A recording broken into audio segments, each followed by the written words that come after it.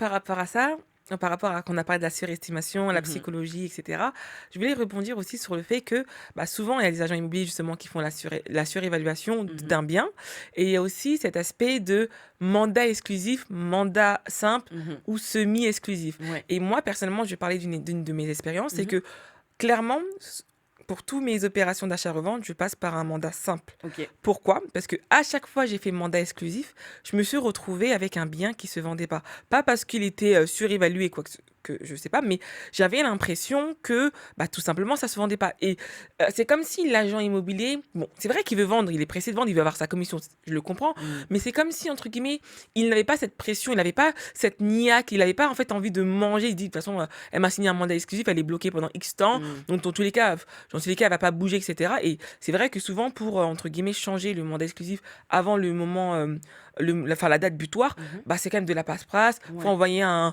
Un courrier avec un recommandé. recommandé et cetera. Mmh. Donc à un moment donné, tu te retrouves, tu te dis: «Vas-y, j'ai un peu la flemme, je vais pas y aller». Mmh. Mais du coup, moi, clairement, je sais que vous, les agents immobiliers, vous aimez ça, mais des fois, est-ce que c'est vraiment dans nos intérêts à nous, les investisseurs?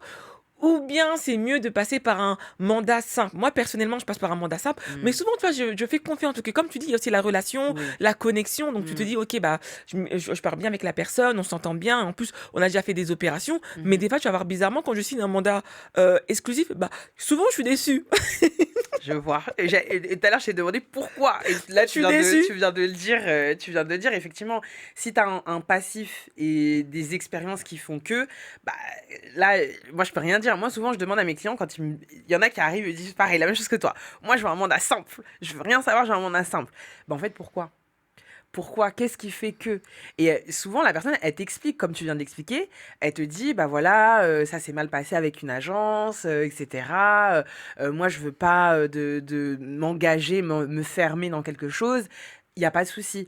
Déjà, ça se discute, déjà. Je sais que moi, à une époque, j'ai pas de mandat simple. Et même aujourd'hui, je n'aime pas les mandats simples. Pas pour le côté mandat simple, mais plutôt pour le côté être plusieurs agences. Pourquoi?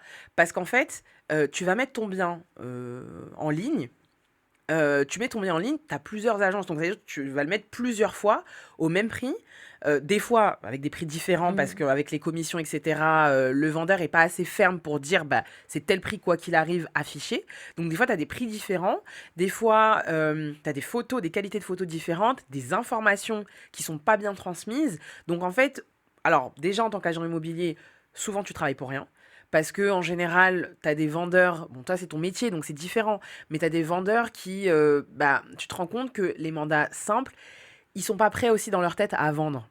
Donc ils sont pas à fond dans la vente, ils te donnent pas toutes les informations, ou finalement ils ont déjà choisi leur agence, mais ils prennent la deuxième agence sur le côté, histoire d'eux, et en fait tu découvres après. Donc moi j'aime pas travailler dans ces conditions-là parce que non pas la partie, oui, on va pas voir l'argent derrière, mais c'est qu'en fait, c'est pas agréable. Tout simplement, c'est pas agréable de travailler comme ça. Et aussi, pour le vendeur, bah, c'est simple, c'est qu'en fait, plus tu vas donner de la valeur à ton bien, plus tu vas avoir ce côté exclusif. Donc forcément, de mettre une fois, il va apparaître sur toutes. Normalement, si tu as une bonne agence, il va apparaître sur toutes les plateformes. Mhm. Et là, bah, derrière, ça va donner ce côté, ok, j'ai un bien. L'acquéreur qui est en face, lui, il sait, hein. Il est très attentif, il est très vif. Donc, ce qu'il va faire, c'est que soit il va aller vers l'agence qui est la moins chère. Bon, pour le vendeur, ça a aucun, voilà, ça a aucun intérêt que ce soit l'une ou l'autre. Mais souvent, il va plus négocier parce qu'il va se dire, ah oui, bah, vu qu'il y a deux agences, ça veut dire qu'ils veulent vendre vite, ça veut dire qu'il y a un problème, ça veut dire que voilà. Et ça, c'est pas quelque chose que j'ai vu moi-même. Enfin, c'est des acquéreurs eux-mêmes qui m'ont dit et qui me font des retours comme ça sur des biens qu'ils font, des visites qu'ils font, etc., qu'ils voient. Et ils me disent, bah en fait, un tel, je l'ai vu, ça s'est passé comme ça, comme ça. Et ils me font des retours. Et c'est là que tu vois en fait comment l'acquéreur il fonctionne. Et aujourd'hui, on est sur un marché d'acquéreurs. On n'est plus dans un domaine où l'acquéreur il attend le bien et le bien il reste 10 jours en ligne et après c'est fini. Non, non. On est sur un marché où l'acquéreur c'est lui qui décide aujourd'hui. Donc il sait très bien à quel prix tu l'as acheté. S'il voit à peu près, si c'est il n'y a pas longtemps, il va sur les sites qu'on a cités, il regarde, il va regarder sur tous les sites, il va prendre le moins cher certes, mais il va aussi regarder le background. Moi j'ai des clients qui me disent, oui, tel appartement il est en ligne depuis tant et tout, machin, je sais, je vois et tout. Donc en fait, Tu peux pas. Il y a peut-être des acquéreurs qui vont regarder comme ça vite fait, mais aujourd'hui, il y a beaucoup d'acquéreurs qui savent exactement ce qu'ils achètent, pourquoi ils achètent et pourquoi ils font une offre ici et pas ailleurs. Et même quand ils font des offres d'achat, il y a encore ce laps de temps avant de signer le compromis où ils font, et souvent en ce moment, ils se rétractent pour aller voir ailleurs. Ils sécurisent le truc pour aller voir ailleurs. Donc en fait, toi, en tant que vendeur, tu te rends pas compte de tout ça. Parce que bah, tu fais appel à une agence pour que justement elle fasse ce travail-là. Donc derrière, le mettre en mandat exclusif, en mandat simple, ben, c'est plutôt à ce niveau-là que ça se joue, dans la qualité de l'offre que tu vas avoir, dans la sécurité aussi de l'offre que tu vas avoir et dans le type d'acquéreur que tu vas avoir. C'est subtil, oui, mais après, avoir un acquéreur et que ça aille pas au bout, bah, finalement, en tant que vendeur, ça ne te sert à rien. Exactement. Donc après, il faut bien choisir son Mais, agence. mais je suis tout à fait d'accord avec toi. Et en fait, faut se rendre compte qu'aujourd'hui, il y a énormément de contenu. Il y a les agents immobiliers, justement, qui font aussi énormément de Ouais, contenu, qui donnent énormément de tips. oui. Et donc, du coup, énormément de personnes bah, viennent, ils ont déjà une bonne partie de la connaissance. Donc, ils Mm. viennent avec vraiment du pouvoir. Comme on dit, la connaissance, c'est le pouvoir. Bah oui. Et comme tu dis, il y a un des tips que tu as dit. Il y en a qui signent le compromis, ils savent qu'ils ont 14 jours de rétractation, etc., où ils n'ont pas besoin de donner le motif de pourquoi ils se rétractent. Exactement. Bah, Ouais. ils utilisent ça souvent bah, comme pour aller chercher ailleurs. Mais Ouais. justement, moi aussi, c'est un des tips que je donne à mes élèves pour qu'ils puissent avoir le temps, des fois, d'affiner Mhm. leur devis. Parce que nous, on Bien est sur sûr. des opérations où, entre guillemets, souvent, la valorisation du bien va se faire par les travaux. Mhm. Donc, des fois, tu n'as pas le temps, entre le moment où tu détectes une opportunité, tu n'as pas le temps Mm. forcément d'affiner. Les artisans ne sont aussi pas disponibles. Ouais. Donc, ça te laisse le temps de refaire une contre-visite, de voir les artisans, d'affiner tes calculs, etc. Et te Mm. dire, OK, j'y vais ou j'y vais pas, tu vois. C'est vrai que des fois, c'est pas cool, mais C'est pas cool. on est sur un marché où, on est sur un marché où maintenant, bah, les gens, comme tu dis, l'acquéreur, il sait pourquoi il achète. Ouais. Donc, du coup, mais par contre, par rapport à ça aussi, c'est aussi à l'agent immobilier, et c'est ça que je voulais aussi en revenir, Ouais. à savoir quel profil de client il est intéressé. Complètement. Parce que moi, ce que j'ai vu sur le marché souvent, c'est que tu as des agents immobiliers, justement, qui n'ont aucune connaissance Ouais. pour qui le bien, il va être intéressant. Mm. Ça veut dire que, par exemple, tu as un bien avec beaucoup de travaux, etc. Bah, souvent, bah, c'est des investisseurs Complètement. qui vont aller sur ce type Mm. d'opération parce qu'en termes de fiscalité, ils peuvent très bien en fait l'optimiser. Mm. Mais en fait, il y en a des fois, ils vont faire une annonce, tu te dis, mais il ne sait pas à qui il parle. C'est-à-dire que quand tu ne sais pas à qui tu parles, bah, c'est Ouais. compliqué de vendre aussi. Et Complètement. ça, souvent, c'est là que tu vois aussi le fait qu'il y en a qui sont encore fragiles en fait bah, dans leur activité d'agent immobilier. Mm. D'où pourquoi en fait c'est important en fait d'écouter ce podcast et d'avoir toutes les connaissances pour Ouais. pouvoir entre guillemets y aller en fait. Et Bah, oui, complètement. donc je suis complètement Ouais. d'accord avec toi.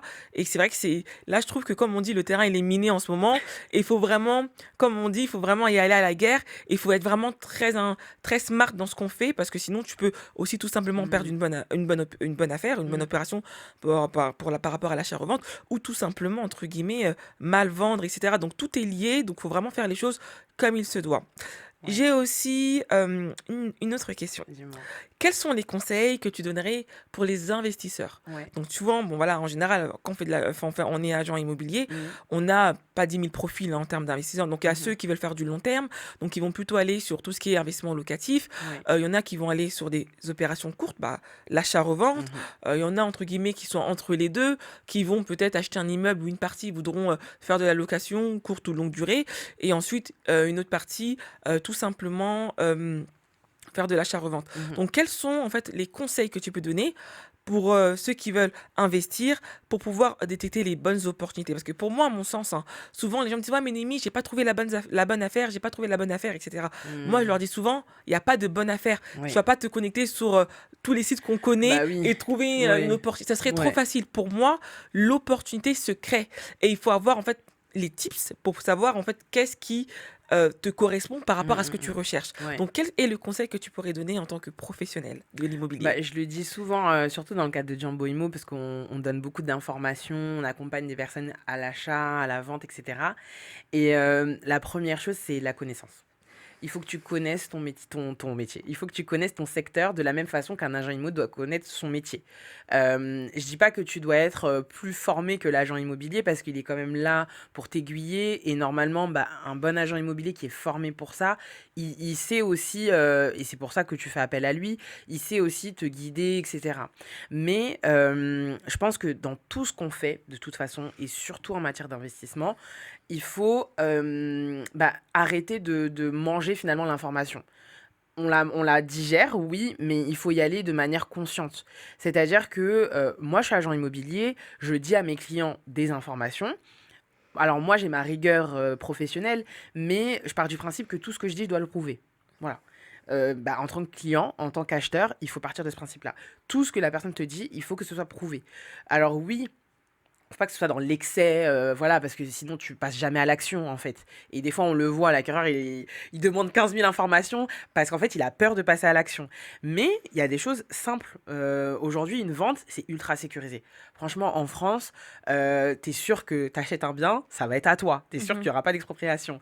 T'es sûr que bah voilà derrière t'achètes, surtout si t'achètes en copropriété, t'achètes une superficie, c'est déterminé. S'il y a moins que la superficie dans une certaine mesure, bah, derrière, tu peux aller, tu peux intenter une action contre le vendeur. Donc, en fait, il y a plein de choses qui sont mises en place aujourd'hui qui font que aujourd'hui tu achètes quand même dans une certaine sécurité. Maintenant, à toi de prendre les informations, de les regarder, de les lire, de les enregistrer et de demander. Tu connaîtras pas tout, enfin, c'est normal, ça viendra avec l'expérience, mais il y a plein de professionnels.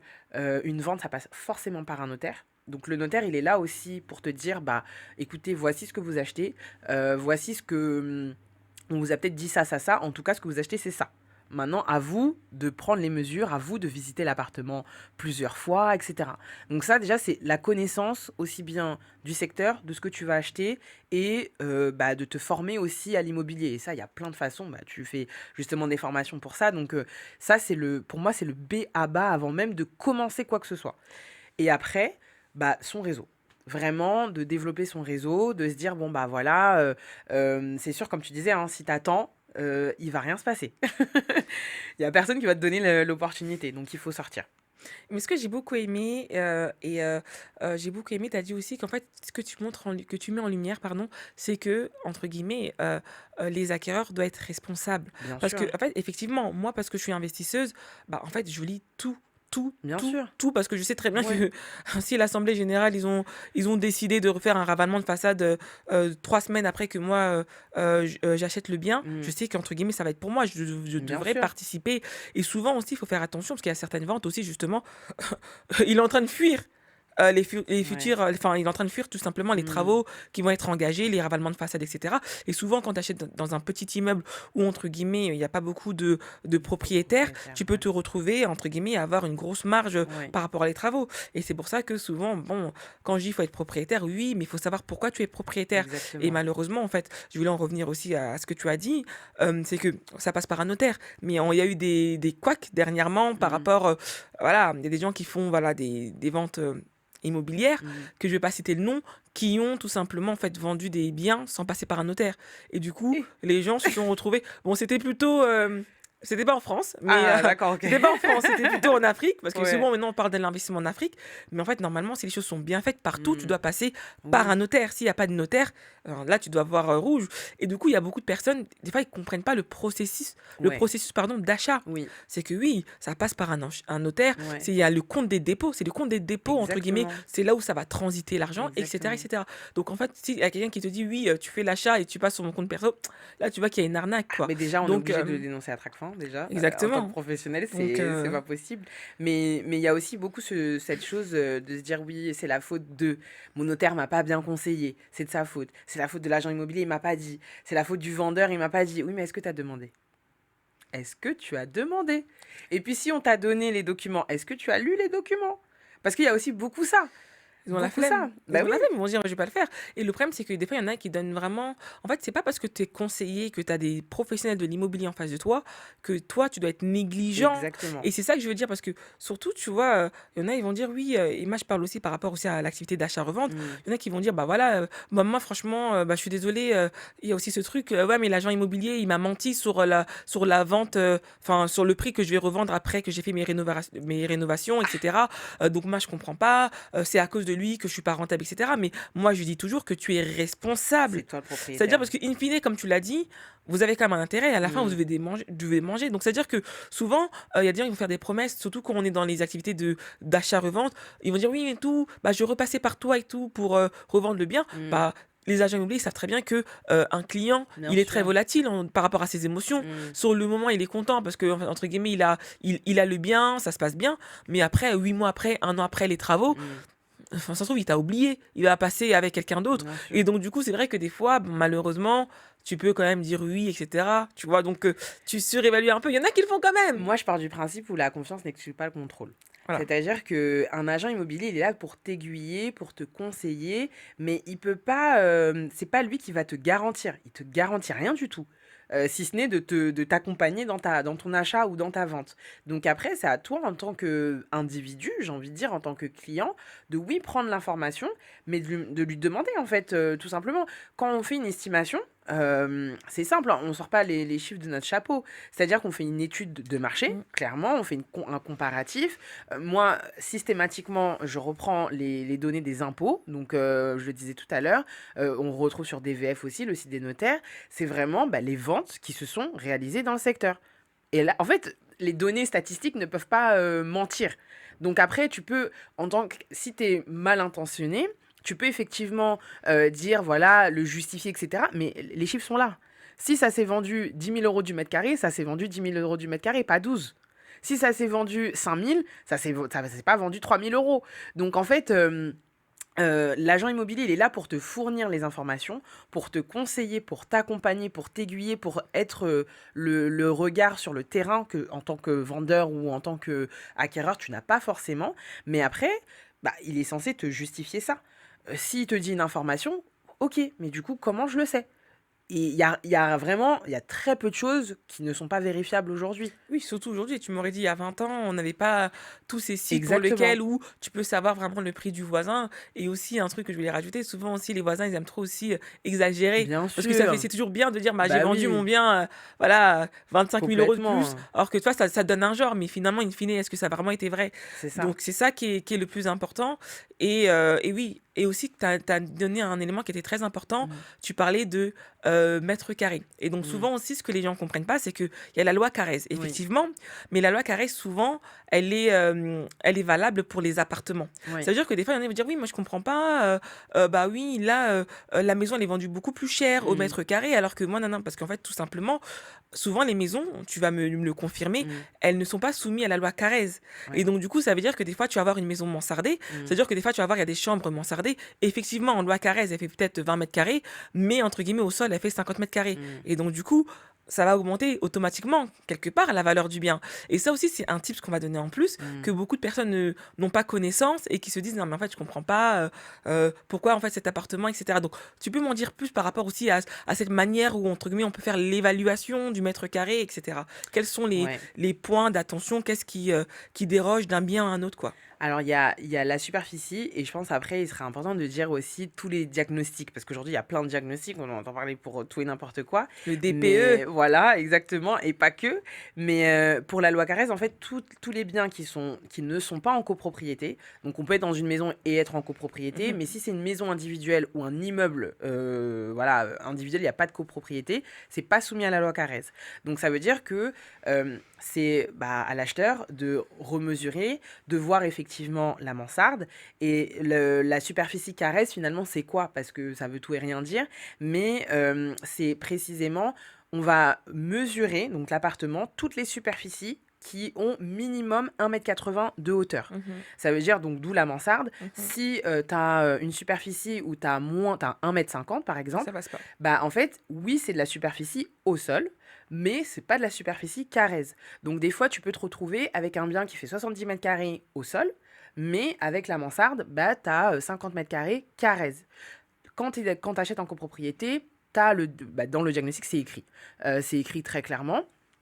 Quand tu achètes une maison, par exemple, une maison individuelle, c'est pas obligatoire. Maintenant, il y a de plus en plus de vendeurs qui font quand même venir le diagnostiqueur. Et ça peut être aussi dans une négociation, si c'est pas le cas, de se dire bon bah ok, moi je veux juste voilà faire venir un diagnostiqueur. Soit l'acquéreur il le prend à ses frais, soit le vendeur il le prend à ses frais. Enfin ça fait partie d'une négociation. En général, j'irais plutôt le vendeur, mais bon, tout se négocie dans la vie.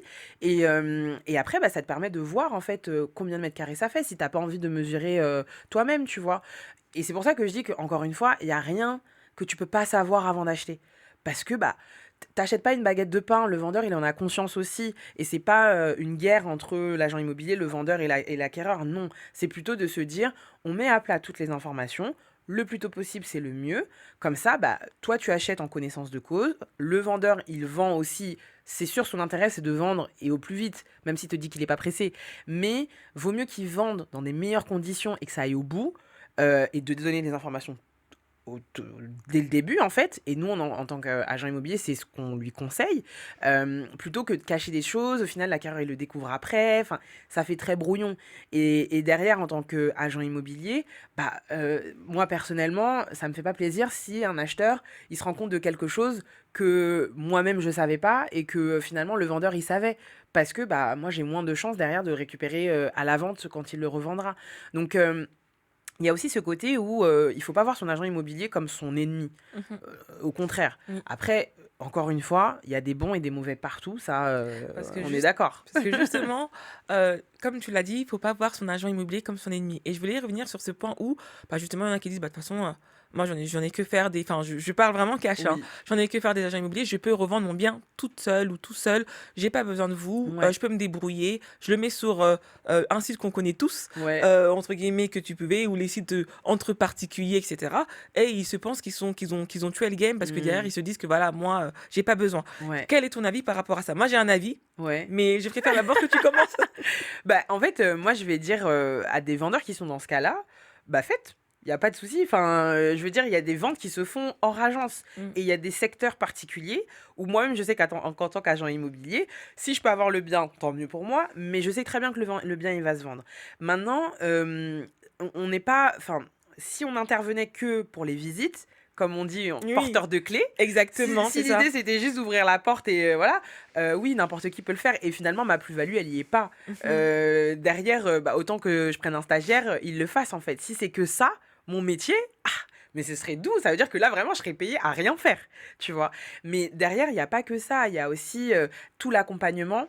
Ce que je dis souvent aux vendeurs, c'est qu'en fait, oui, les frais d'agence, c'est le. Alors, soit le vendeur, soit l'acquéreur qui le règle.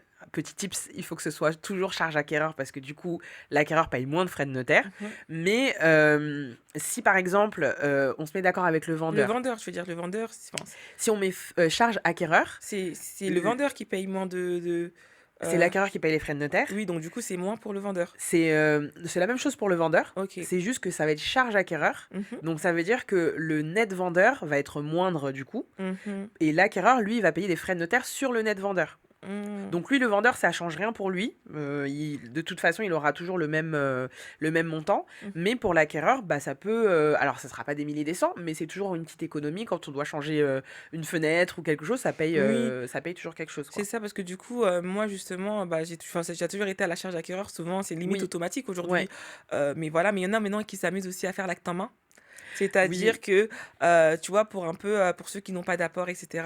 Et on disait souvent, bon, ça c'est un sujet que j'aborderai sûrement dans un autre podcast avec ouais. un notaire, mais on va pas rentrer trop sur ce point technique. Mais il y en a aussi qui aiment bien jouer avec l'acte en main, Mhm. en se disant, voilà, c'est tout à la charge du vendeur. Mais en fait, en gros, c'est un peu déguisé, c'est pour éviter de mettre de l'apport aussi. C'est Oui. aussi une pratique que vous connaissez aussi. Bah oui, après ça, j'ai envie de dire, c'est vraiment au moment où tu vas acheter. Ouais. Et ça va plus être avec ton notaire. L'agent immobilier, il fait partie de ça. Et en Mhm. général, il a une approche globale de ton Ouais, achat. exactement. Maintenant, moi, enfin, comme on dit, hein, plus tu connais ton sujet, mieux c'est. Ne Mm. va pas dans des choses compliquées. Si tu veux juste une résidence principale, Mhm. fais simple déjà d'abord. Fais simple, fais d'abord, et puis après on verra. Mais en général, les actes en main, c'est déjà des personnes qui sont plus instruites sur le sujet. Ils savent Exactement. exactement pourquoi ils le font, quelles sont les plus-values, etc. pour eux. Mais encore une fois, ça rentre dans une stratégie. Tu vas pas te lever un matin et dire, moi, je vais acheter comme ça. Parce qu'il y a beaucoup d'acquéreurs qui font Mais ça. justement, tu vois, la problématique aujourd'hui, c'est qu'il y a beaucoup de personnes qui, justement, qui négligent les agents immobiliers, qui négligent pas mal de choses. Tu vois, parce que tu vois, il y a à boire et à manger sur les Mm. réseaux, etc. Il y a énormément énormément de contenu. Mais maintenant, le truc, c'est que souvent, les gens, ils se rendent pas compte que tu écoutes un conseil qui n'est pas valable pour ta propre personne. Ouais. Est-ce que tu as eu à les connaissances? Est-ce Mmh. que tu es formé? Est-ce que Ouais. tu peux... Moi, aujourd'hui, je peux de temps en temps me dire que j'ai pas besoin d'un agent immobilier, mais ça me soulage par rapport à beaucoup de choses. Et les gens ne se rendent pas compte le travail énorme C'est que du vous faites avec travail. le notaire. Bah Et oui. aussi, ce que j'ai oublié de dire, c'est que des fois, vous êtes assistant social, hein, et psychologue. Alors, c'est beaucoup de psychologie, c'est du contact humain. C'est Donc, énormément de des psychologie. fois, Il y il y a des a séparations, il y a des divorces. Enfin, il tu es là pour faire la faut transaction, mais ouais, in fine, tu es là en train de faire des... Enfin, c'est beaucoup de relations humaines. ouais, Et ouais. donc, du coup, à un moment donné, faut comprendre que c'est pas un métier facile Ça ouais. et que c'est pas juste, comme tu dis, un porte-clés. C'est bon, on est là pour faire des visites. Si c'est ça, tu prends un stagiaire ou limite, Mais ça se fait tout tu... seul, en Voilà. fait, en tant que vendeur. Mais après, derrière, en fait, il faut faire de la psychologie parce que il faut déjà comprendre, le vendeur, ce qu'il veut. Parce que si tu es vendeur, tu mets ton bien en ligne et cetera, oui, tu peux le faire, nous tous, on peut le faire. Maintenant, il y a des plateformes où tu sais que déjà tu vas avoir des personnes, un peu moins qualitatives. En tant que vendeur, c'est difficile, en fait, d'avoir un recul toi-même sur ta propre personne. Donc de savoir, bah, est-ce que je suis vraiment prêt à vendre? Quel est le sacrifice que je peux avoir? Quel est mon pied plancher? Ça, c'est des questions qu'on pose en tant que professionnel. Et puis après, ben, on parle dans le cas où on a une personne ou un couple, et là encore, c'est relativement simple. Mais après, il y a des cas où tu as plusieurs propriétaires qui sont en indivision, qui sont en SCI, et qui ont des dynamiques différentes. Chacun recherche des choses différentes. Ils sont pas forcément tous d'accord. Donc, l'agent immobilier va déjà faire le tampon entre les vendeurs, s'il y en a plusieurs. Mhm. Et après, avec l'acquéreur, il y a la partie où quand toi, t'es vendeur, tu fais ta petite visite, tu ouvres ta porte de chez toi. Déjà, comment tu vas savoir que la personne qui est en face de toi, elle fait pas du tourisme? Parce il y en a plein. Tu Hmm. vois qu'en fait, oh, je cherche, mais voilà, Ouais. moi je les stoppe tout de suite. Je suis pas payée à la visite. Ça veut dire que je vais pas te faire rentrer dans l'univers de quelqu'un, parce qu'il y a des personnes qui habitent encore dans leur bien, juste pour satisfaire ta curiosité. Non, en fait. Moi, je fais une découverte client en tant que professionnel auprès de l'acquéreur, chose que le vendeur va avoir plus de difficultés à faire. Mm. Moi, désolé, hein, mais si tu viens visiter un bien, il faut que je sache si tu as les moyens de le payer, en fait. Mais ça aussi, tu vois, parce que du coup, moi personnellement, avec les agents avec lesquels je travaille, bah, souvent je leur dis, bah, enfin moi, tu fais pas de visite, tu dois t'assurer en fait du financement de la personne en question, du client, parce que moi, enfin, mes biens sont pas là pour que Ah oui, non, on n'est c'est pas à la plage. pas. Bah oui, sinon on fait une visite virtuelle et comme ça tout le monde voit ton Exactement. bien. Donc non, non. Moi, et je sais qu'il y a des acquéreurs qui ont du mal avec ça parce que mais c'est les premières questions que moi je pose. Et je leur pose des questions aux acquéreurs. Vous voulez visiter un bien? Ok. Vous achetez, vous êtes dans une démarche d'achat? Ok. Mais dites-moi ce que vous cherchez. Parce que des fois, ça correspond pas. Ça sert à rien de faire une visite si déjà tu me dis je veux du calme et que l'appartement il donne sur le périph'. C'est direct, je sais que ça matche pas. Et c'est des choses qu'on va pas forcément mettre dans l'annonce parce que bah, c'est pas vendeur, on est d'accord. Maintenant, c'est des choses qu'en tant qu'agent immobilier, moi, ben, je vais pouvoir te dire en tant qu'acheteur, ok, tu peux acheter ce bien-là. Je vois dans ta psychologie, dans tout ce que tu recherches et dans ton budget que ça correspond.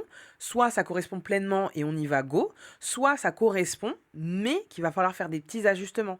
Et c'est là justement que bah, l'agent immobilier va être important parce que bah, derrière, il va savoir à quel moment, comment dire les choses. Il faut tout dire.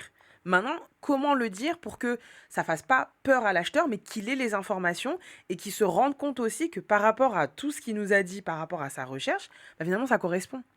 Et après, derrière, il y a la négociation. C'est-à-dire qu'une fois qu'on a donné les informations, ok, mettons, on va prendre l'exemple le plus typique, il y a un ravalement de façade qui arrive Mhm. dans 2 ans. C'est pas grave. Voilà, c'est la vie. Voilà. Il y en a qui vont en faire une montagne. Il y en a qui vont te dire Ils veulent pas payer. ouais, non, moi je paye pas, machin, etc. DPE, pareil. Mhm. Oui, c'est en DPEG. Alors moi, j'achète pas du G. Ils arrivent tout de suite et te disent, ouais, moi je veux du DPED dans Paris. Je dis, bah, C'est compliqué, hein. en fait, déjà, je leur dis, excusez-moi, mais si. Et il me dit, je veux de l'ancien. Ouais, oui, c'est compliqué. Bah, excuse-moi, mais là, si tu veux de l'ancien, que tu veux un DPED, pas en dessous, là, il va y avoir un petit problème. Donc, c'est à moi aussi de les éduquer aussi sur ça. Si tous les critères ils matchent, mais qu'il n'y a que ça qui ne matche pas, bah, ça veut dire que derrière, il faut amener le client à comprendre pourquoi. Mhm. Je dis pas qu'on va changer le DPE, hein, mais je dis juste que bah, pourquoi là ça peut matcher et qu'est-ce qu'on peut faire pour améliorer le DPE. Surtout que c'est écrit dans les diagnostics, hein, c'est écrit noir Mhm. sur blanc.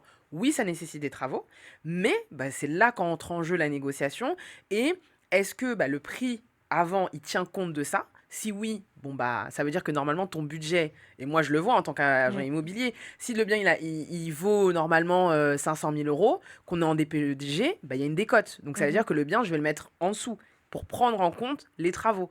Bah ça, en tant que vendeur, va l'expliquer au client. Moi, je suis là justement pour lui expliquer, oui, le prix, il tient compte de ça. Et vu que votre budget, c'est ça, bah en fait, là, il n'y a pas besoin de négociation parce qu'en fait, ça correspond, travaux finis, au prix du marché. Par contre, si on a un bien qui est à 500 000 euros, qui en est un DPEG, il y a des travaux à faire qui vont arriver dans la copropriété et qu'on le sait, enfin, tout est déjà, voilà, et que en fait, bah, avec tout ça, ça vaut 450, bah, moi, je vais être honnête avec mes clients, hein. Ouais. Tout le monde ne le sera pas. Moi, je vais être honnête, je vais leur dire, bah écoutez, oui, il y a ça.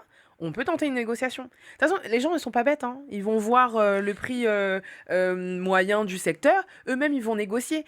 Après, ça va être aussi à moi de dire aux vendeurs, voilà, de prendre compte, d'entendre pendant 10 minutes toutes les jérémiades de non, mais moi, mon bien, nanana. Oui, moi, je vais l'accepter. Mais est-ce que l'acquéreur, il va accepter cette partie-là?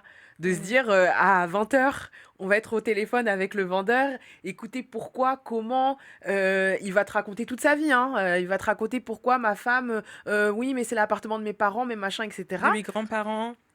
Ben là, c'est là que la psychologie, elle entre en jeu. C'est là que finalement, tu passes de 500 à 450 parce que ça vaut 450. Mmh. Et le vendeur, bah, il faut l'accompagner dans ça parce que des fois, il y a aussi les émotions qui Qui rentrent en l'affectent jeu.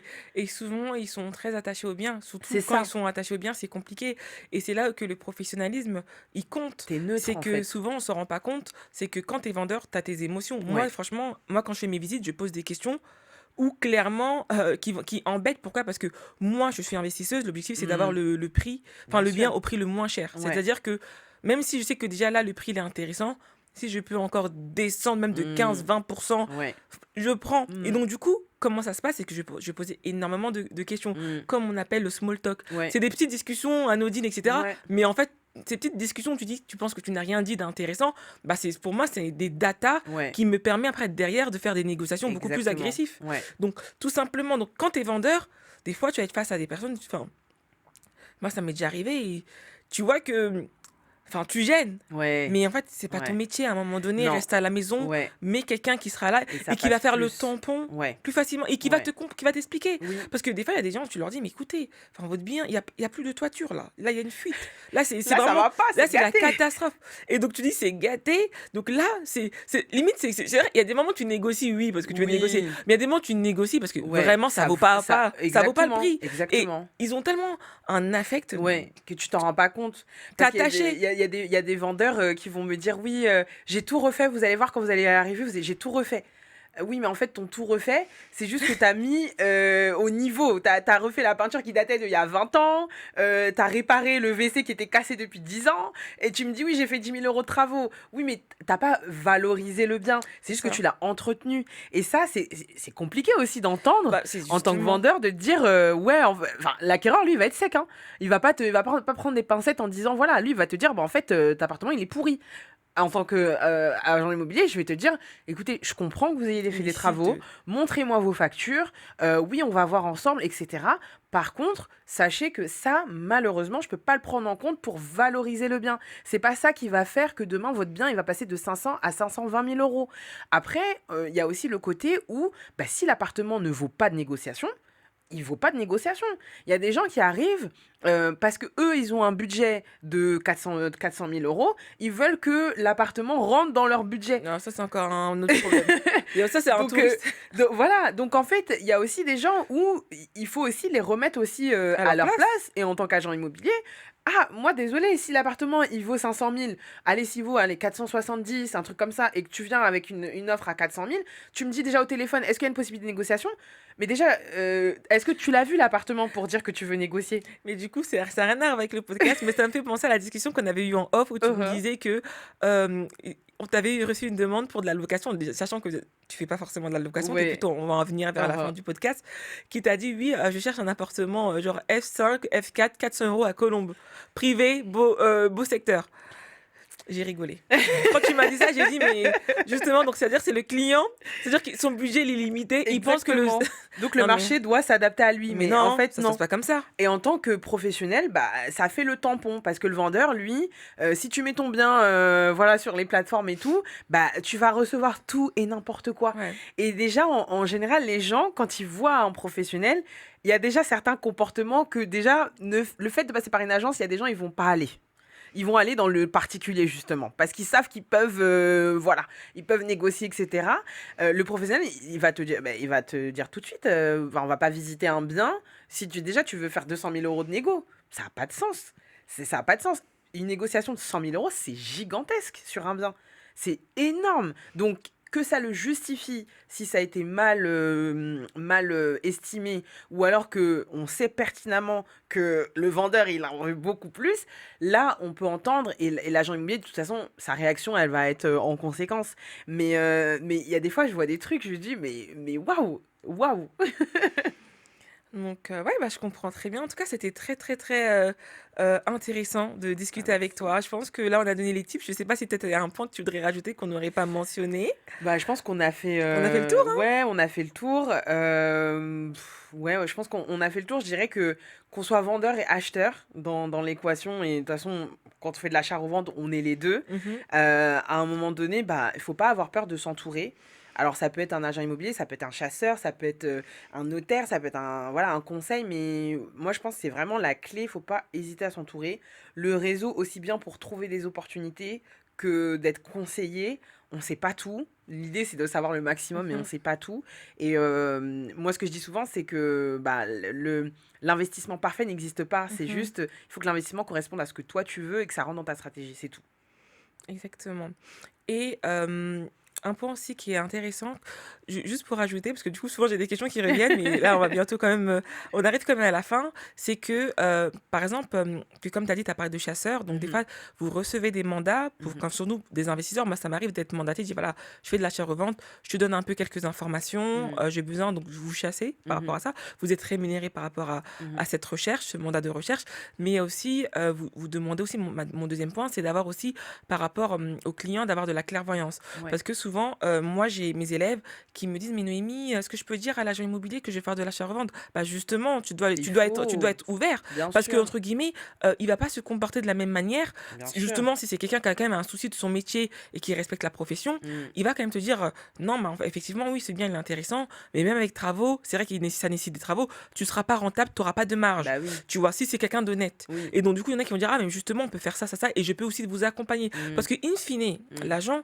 ce qu'il veut, c'est que la transaction se fasse et qu'il prenne sa commission et que des deux côtés, acquéreur ou Oui, vendeur, bah, ouais, les deux soient contents. complètement, Donc, complètement. j'aimerais juste que tu puisses rajouter ce point-là Mhm, et après, on ouais. va clôturer avec une autre dernière question. Ouais, Et avec je pense que c'est plaisir. bon. Sinon, tu reviendras de toute façon. Je suis bavarde aussi, donc tu vois, moi ça me dérange pas. Mais oui, de toute façon, on peut pas te conseiller si tu donnes pas toutes les informations. Mhm, Ça c'est clair. On n'achète pas une résidence principale comme on achète un investissement locatif, comme on achète un achat-revente. C'est complètement différent. Et même, j'ai envie de dire, plus tu vas avoir une attitude professionnelle, plus l'agent immobilier il va te traiter comme tel en fait, parce qu'il va te traiter comme tu vas te présenter. Si tu te présentes, oui bonjour, je vais acheter mon premier achat, bah il va t'accompagner pour ton premier achat. Si tu te présentes, voilà, moi je suis marchand de biens, je fais de l'achat-revente, bah tout de suite il va avoir la sensation qu'il va parler avec un autre professionnel, donc il va te donner des informations bah, directes en fait, tu vois. S'il sait que tu as l'habitude de faire de l'achat-revente, bah je vais pas prendre autant de pincettes et je vais pas autant t'expliquer quelque exactement. chose que tu sais déjà. Donc je vais aller plutôt droit au but, je vais te dire directement, moi j'ai des professionnels qui m'appellent et qui me disent, voilà, est-ce que ça se prête à de l'achat-revente? Et je me souviens, je t'avais appelé pour un des biens qui était intéressant. Il y avait une grosse marche sur Paris. Je Oui, crois qu'on était sur du 800 000, 900 000. ouais, Et tu m'as dit, non, mais Némi, de toute façon, clairement, on n'y va pas parce que dans tous les cas, tu ça, n'auras pas une grosse marge voilà, par rapport à ça parce que j'étais ouais, pas sûre et tout. Et écoute, je pense que justement, avoir de l'honnêteté, c'est très important parce bien qu'en sûr, fait, cacher, in fine, si tu achètes mal, tu vends mal. ça sert Et à après, tu vas rien. dire que non, mais j'ai été mal formé. Non, c'est juste que tu n'as pas posé les bonnes questions, t'as pas été Exactement. honnête. Bah oui, Tu vois? Si, bah entre oui. guillemets, tu dis que clairement ta position, c'est l'achat-revente, l'investissement locatif, bah, le professionnel de l'immobilier va te dire, il va dire là, par contre, dans ce secteur, on est à Paris, Ouais. enfin, Et il va te proposer autre voilà. chose en fait. Et il faut pas oublier qu'une agence immobilière, ça a pignon sur rue. Mm. Donc derrière, il pourra pas se cacher très longtemps. Et le but, c'est une agence immobilière, c'est sur de la durée. C'est sur 20, 30 ans. Donc si derrière, bah, t'enchaînes les mauvais conseils, t'enchaînes le fait que enfin, tu caches quelque chose, etc., bah, ton agence, elle va pas durer longtemps. Donc, et c'est un investissement, on n'ouvre pas une agence comme ça. Donc derrière, le but d'un agent immobilier, c'est de faire sa vente et qu'après, Mhm. bah, ça se termine en bon terme et qu'il n'y ait pas de retour négatif. Oui, parce Sinon, qu'effectivement, dans tous les cas, un client qui est satisfait, il c'est va un client qui va revenir. revenir, parce que vous marchez aussi beaucoup par le réseau, parce que souvent les gens ils Exactement. pensent que oui, c'est les réseaux sociaux. Non, C'est le le terrain. vrai réseau, c'est le terrain. Qu'est-ce Ouais. que tu fais sur le terrain, les conseils. Si tu as des clients satisfaits, bah, c'est vraiment C'est eux qui le vont te Graal. recommander, c'est eux, voilà. Derrière, en fait, une agence, elle travaille beaucoup dans son secteur physique. Ça veut dire que c'est rare qu'elle sorte, par exemple, d'une ville. Si une agence immobilière, elle est à Paris, elle va être dans son arrondissement. Elle va connaître son arrondissement par cœur, elle va connaître les commerçants par cœur. Donc, derrière, c'est sa réputation qui est mise en jeu. Et c'est elle qui a le plus à perdre, finalement, si ça se passe mal, que finalement, le client qui, oui, après, finalement, il peut le revendre. Une réputation, tu peux pas revendre une réputation. C'est ça. Donc derrière, si tu fais mal ton travail une fois, bon, un quiproquo, ok. Mais si c'est tout le temps, bah en fait, ton agence, elle va fermer. Plus personne va venir chez toi. Tout le monde va savoir qu'en fait, t'es le ripou de la ville. Donc non, ça a C'est- pas d'intérêt. Et franchement, c'est l'agent immobilier qui se comporte comme ça, il se jette une balle dans le pied, hein. Mm. Donc, le mot de la fin, Sarah. J'aimerais Oui, bien aussi que tu présentes Jambo Imo. oui. Quel est l'objectif de Jambo Imo, etc. Donc, vous inquiétez pas, la team. Toutes les informations seront en bas de cette vidéo dans la description. Eh ben, Jambo Immo, c'est un réseau immobilier du coup pour les afrodescendants. Le but, c'est vraiment, dans un premier temps, de fournir de l'information à toute la communauté afro qui a besoin bah, d'acheter. On fait un peu de location. On communique pas beaucoup dessus, mais on accompagne un petit peu sur de la location aussi, de l'achat principalement, de la vente, et puis bah, tout ce qui va être investissement de manière générale. On a des professionnels qui sont là pour ça aussi. Donc on a un réseau de professionnels qui est, quand je dis complet, c'est vraiment aussi bien des métiers juridiques, des métiers immobiliers, de services, des artisans, des serruriers, des plombiers, enfin voilà. Et l'idée c'est d'accompagner, de donner cette information qui est tant importante et que je dis à chaque fois qu'il faut avoir cette information-là. Et après, bah, derrière, de mettre en relation bah, vous qui avez un projet immobilier avec un professionnel qui correspond. Donc voilà, on est un peu l'entre-deux entre bah, la personne qui forme et puis bah, on vous met en relation et on vous donne finalement notre réseau à nous parce que bah, dans l'immobilier, ce qui est important, c'est la connaissance et le réseau et ça, on le répète tellement que bah, du coup, on propose une solution à ce niveau-là. Donc merci, merci, merci, merci Bah, merci à Sarah toi. d'avoir participé à ce podcast. Ça fait un plaisir. Mais moi, il y a des petits trucs que je me suis dit, ok, donc Anne-Mimi, il y a un petit truc. Donc, franchement, merci, c'était Avec vraiment plaisir. génial. Et j'ai peut-être hâte peut-être que tu reviennes dans l'émission. Avec grand plaisir. Et pour ma part, bah, moi, je suis Noémie. J'accompagne justement mes élèves à gagner des montants significatifs dans l'immobilier grâce à la stratégie d'achat-revente. Donc, si tu es intéressé par cette stratégie, n'hésite pas de prendre toutes les informations en barre de description et n'hésite pas à liker, à commenter, à donner ton avis par rapport à cette vidéo. Et merci et à très bientôt. Bye bye. Bye.